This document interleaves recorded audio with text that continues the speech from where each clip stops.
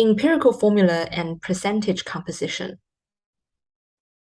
So compounds are pure substances containing two or more different elements. So when there are two or more different elements, we probably want to know the relative proportion of each element in a compound. So that can either be expressed in terms of formula. So for example, if we have a formula, we would know the ratio of atoms contributed by each element. If we are given a molecular formula, we will actually know the number of atoms in that particular molecule. Sometimes the relative proportion of each element can also be expressed in a percentage in terms of the mass, molar mass contributed actually by each element.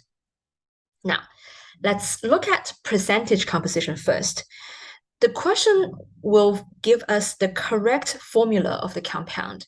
And from there, percentage composition is simply a proportion by molar mass of different elements. Therefore, the formula to calculate percentage composition of a particular element in a compound could be expressed as overall molar mass of the element in a given formula over the molar mass of the entire compound. Okay, so here's an example. How to find the percentage composition of iron in iron 3 oxide. First of all, we need to calculate formula mass, which is the molar mass of 1 unit of Fe2O3.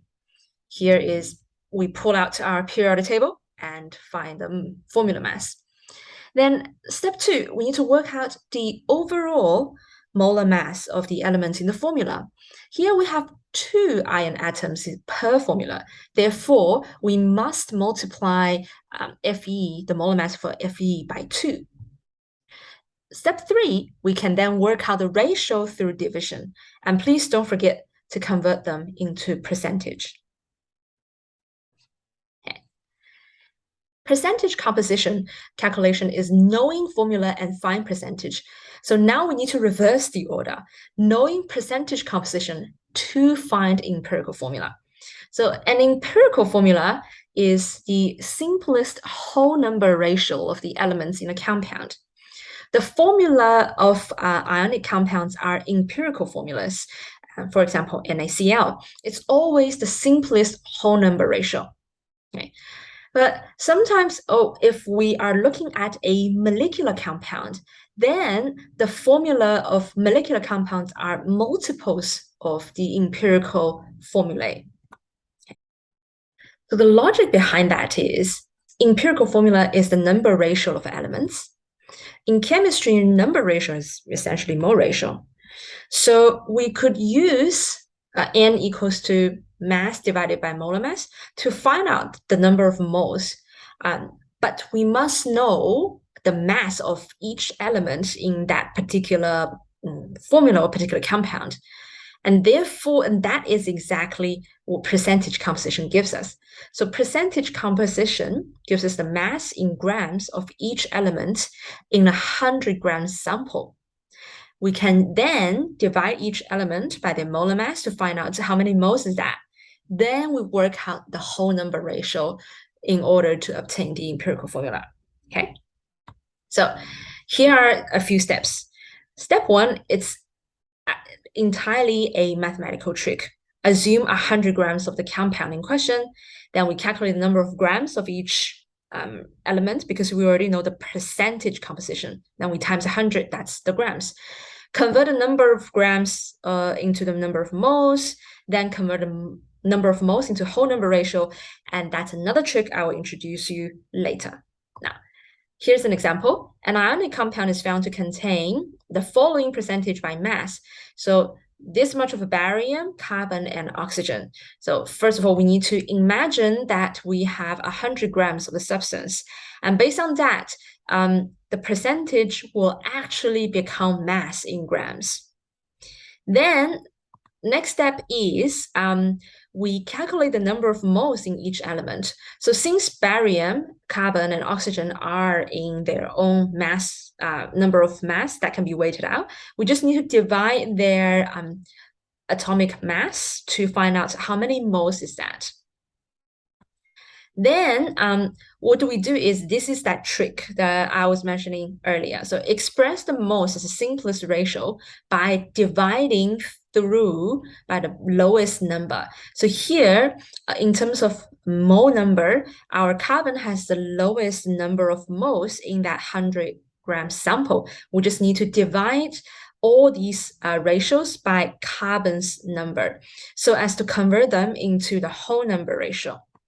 And the last step is simply to write the formula out. Okay, so we know that in terms of ratio, 100-gram sample gives us 1 mole of barium, 1 mole of carbon, and 3 moles of oxygen. So we put them together, it's BaCO3. Determining molecular formula. So ionic compounds don't really have molecular formulas because they don't exist as molecules, but molecular substances do. So they are those molecular formulas give the actual number of atoms of each element present in the molecule. So normally it's a whole number multiple of those empirical formulas. For example, well, in the case of water, molecular formula equals the empirical formula because the molecular formula is already the simplest whole number ratio. But for example, ethane is not the case. Ethane C2H6, it's a molecular formula. It actually do have 2 carbon atoms and 6 hydrogen atoms to make up that molecule grouped together. But the empirical formula would be CH3 instead. So the similar case happens for glucose. Now, so to calculate molecular formula, once we have worked out empirical formula, we just need to do a very simple operation here. A compound has the empirical formula CH. We already know the empirical formula.